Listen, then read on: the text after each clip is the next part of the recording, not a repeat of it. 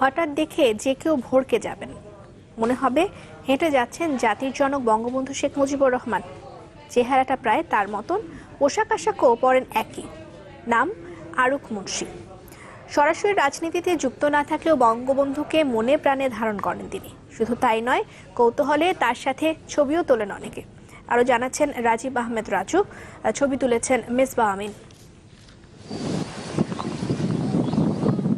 জাতির জনকের একনিষ্ঠ ভক্ত আরুক মুন্সী সুযোগ পেলেই ছুটে যান টুঙ্গিপাড়ায়, যেখানে কেটেছে বঙ্গবন্ধুর শৈশব কৈশোর সহ জীবনের লম্বা সময়।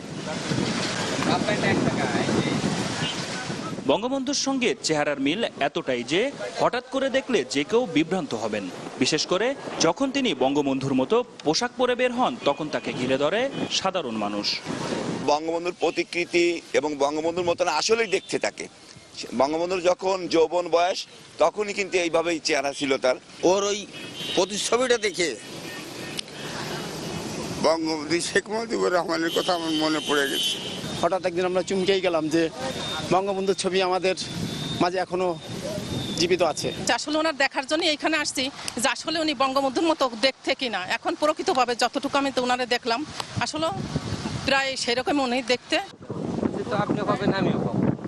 রাজনীতির সাথে যুক্ত না হলেও আরুক মুন্সী জানান, বঙ্গবন্ধুর আদর্শ বুকে ধারণ করেই চলতে চান তিনি। আসলে তো বঙ্গবন্ধুই, বঙ্গবন্ধুর বিকল্প কোনো কিছুই নাই। আর বঙ্গবন্ধু এদেশে আর জন্মাবে না। আমি আমার স্থান থেকে চেষ্টা করি, যেহেতু আমি বঙ্গবন্ধুর আদর্শের একজন সৈনিক হিসেবে গড়ার চেষ্টা করি যতটুকু সম্ভব। গোপালগঞ্জের কাশিনী উপজেলার প্রত্যন্ত গ্রামে জন্ম নিয়ে আরুক মুন্সী চাকরি করেন ঢাকার একটি প্রতিষ্ঠানে।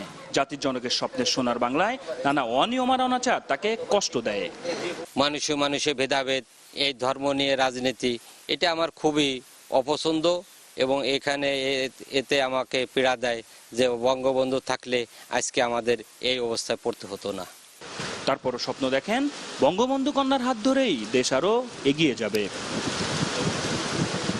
রাজীব আহমেদ রাজু, চ্যানেল 24, গোপালগঞ্জ।